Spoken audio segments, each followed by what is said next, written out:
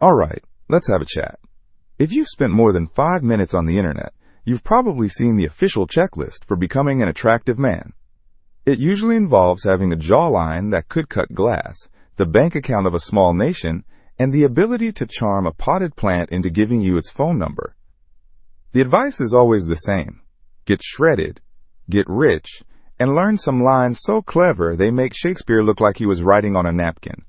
And yet, you look around the real world, a place that is disappointingly low resolution compared to Instagram, and you see it. You see perfectly average-looking guys, men who clearly don't own a yacht, who are somehow surrounded by incredible women. It's baffling. It's as if they didn't get the memo that they're supposed to be at home, alphabetizing their sock drawer in loneliness. What's their secret? Did they find a cheat code? The truth is, they did. And the cheat code is realizing that genuine attraction has almost nothing to do with that checklist. It's an internal setting, not an external accessory. Most men are busy polishing the hood of a car that has no engine. They're building a perfect facade, while on the inside, they're about as confident as a chihuahua in a thunderstorm. Today, we're throwing that checklist in the bin. I'm going to give you 5 signs that you're a genuinely attractive man. And the best part? None of them require you to sell a kidney for a sports car. Pay attention. This might be the most useful thing you hear all week. The first sign is that you actually know how to listen. I know, groundbreaking stuff. But I'm not talking about the kind of listening most people do, which is really just waiting for their turn to talk. Most men in a conversation with a woman are like a soldier frantically reloading his weapon. She's talking, and his brain is just going, okay, she's talking about her trip to Italy. Quick, reload the story about that one time I went backpacking. Fire when ready. He's not hearing a word she says. He's just preparing his next volley of impressive facts about me. The truly attractive man has disarmed himself. He's put down the story cannon. When a woman is talking, he's actually listening. He's present. His mind isn't wandering off to calculate his grocery list or to rehearse a witty comeback. He's absorbed in what she's saying, which has the bizarre side effect of making her feel like the most interesting person in the room. It's a feeling so rare and intoxicating that it's practically a superpower. When you can give someone your undivided attention, you become a human oasis in a desert of distraction. People will find themselves telling you things they didn't plan to. They'll feel a connection to you without quite knowing why. It's because you're not treating the conversation like a competition. You're not trying to win. You're just there, offering a space for them to be heard. So next time you're talking to someone, try this radical experiment. Just listen. Don't plan your next move. Don't try to be interesting. Just be interested. The results will surprise you. The second sign is that you have officially retired from the approval Olympics. You are not competing for the gold medal in Please, Please Like Me. Most men, the second they meet an attractive woman, turn into frantic contestants. They start performing. They laugh a little too loud. They agree a little too quickly. They put her on a pedestal so high she could get altitude sickness, all in the desperate hope that she'll toss down a crumb of validation. This isn't attractive. It's a job interview where you're begging for a position you're not even sure you want. It reeks of insecurity. It tells her, my own self-worth is so low that I need you, a person I just met, to confirm that I am a worthwhile human being. It's a lot of pressure to put on someone who is just trying to order a drink. The attractive man isn't competing. In fact, he's not even aware the Olympics are happening. His self-worth is internally sourced. He's not trying to get a reaction from her. He's trying to figure out if he's having a good time. His internal monologue isn't, I hope she likes me. It's more like, is she interesting? Do we have anything in common? Does she laugh in that weird snorting way? Okay, that's kind of endearing. He treats her like a person, not a prize. This is a monumental shift. When you stop trying to win her over, you become unpredictable. You become real. She's used to men who act like trained seals, clapping their flippers for a fish. When you show up and you're just a guy, not a performer, it makes her curious.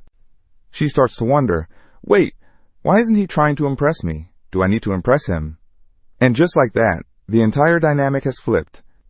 You've gone from applicant to hiring manager. So hang up your running shoes. The approval race is for suckers.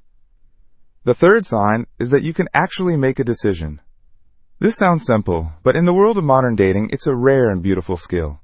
Most men are terrified of leading. They think being agreeable is the same as being attractive, so they turn every choice into a drawn-out negotiation. What do you want to do? I don't know, what do you want to do? This can go on for so long that you could file taxes in the time it takes to decide on a restaurant. A woman doesn't want another person who is going to put the entire weight of decision-making on her. She's not looking to hire a social co-pilot. She wants a man who can say, I know this great little Italian place downtown, let's go there at 8. It's not about being a dictator. It's about being decisive. It shows confidence. It shows you can take charge of a situation, which, on a primal level, makes her feel like she can relax and be in her feminine energy. This ties into a deeper principle, investment. The attractive man understands that he needs to create a framework for her to invest in the interaction. It starts small. Instead of asking, can I get you a drink, which puts all the pressure on her, he might say, they make a great old-fashioned here. Let's grab a table. He's not asking for permission. He's suggesting a course of action. He's leading.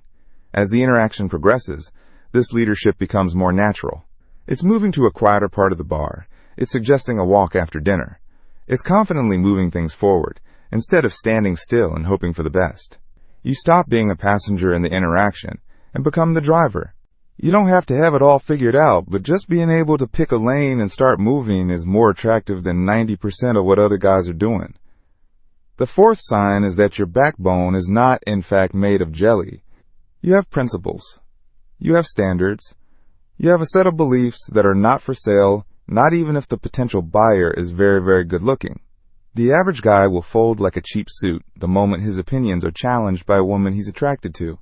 He'll pretend to love hiking, despise pineapple on pizza, and suddenly develop a deep passion for 18th century pottery if he thinks it will win him points.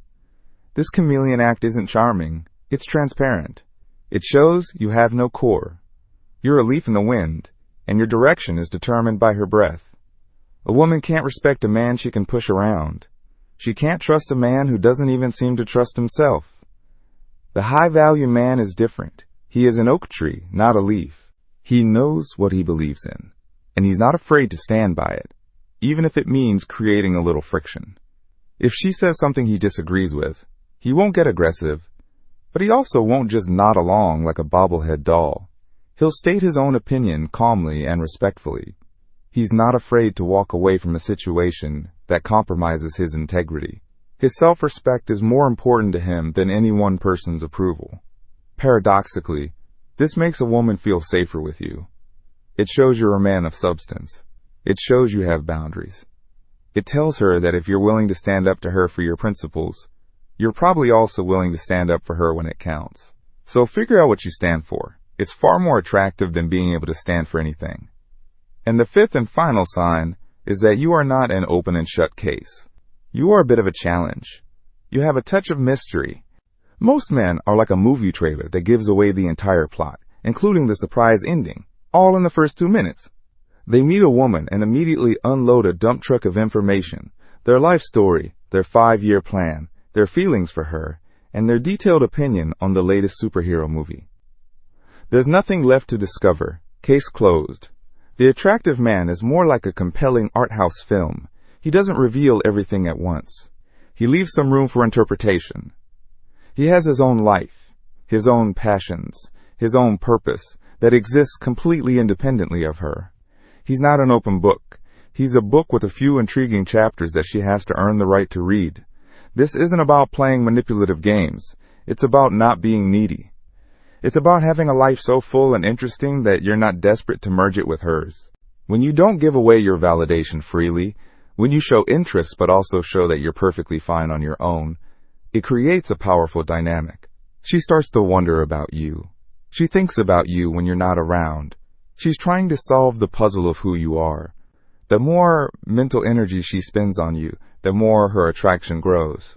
You're not just another guy. You're an enigma. And that is endlessly fascinating. So, there you have it. 5 signs you're operating on a different level. It's not about looks or money.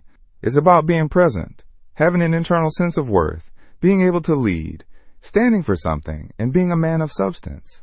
These aren't just dating tactics. They are principles for a better life. When you master these, you won't have to worry about being attractive. You just will be. Thanks for watching and say goodbye, Mr. Nace. See you next time.